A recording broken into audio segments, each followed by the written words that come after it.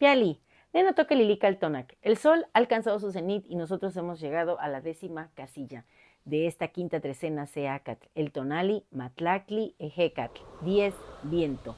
Este es un viento que viene de allá de donde crujen las lajas de obsidiana. Es un viento cargado con la fuerza de Yayauqui, Tezcatlipoca y también de Quetzalcoatl. En el numeral 10 tenemos precisamente a Yayauqui, Tezcatlipoca, el espejo humeante de obsidiana, ese en el que te puedes reflejar, en el que puedes encontrar las verdades que andas buscando, y también alude a esos retos que la vida nos pone, porque Yayauqui Tezcatlipoca es así, nos reta, nos va forjando en este espacio-tiempo. Yayauqui Tezcatlipoca viene acompañado de Tecolot, esa ave con ojos grandes que nos permite ir a ese espacio de él a encontrar los saberes sagrados.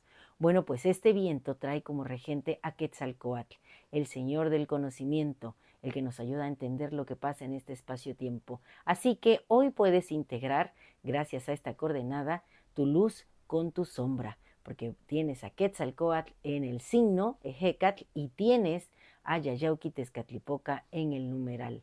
Y si te hiciera falta una visión pues poderosa en la nocturnidad, viene Tecolot acompañando a Yayauqui Tezcatlipoca. El Señor de la Noche es otra advocación de Yayauqui Tezcatlipoca, es Tepeyoloctli, el corazón de la montaña. Imagina este viento que viene de allá de donde crujen las lajas de obsidiana y se cuela a la montaña, a esa montaña maravillosa, para encontrar las verdades escritas ahí en esas paredes.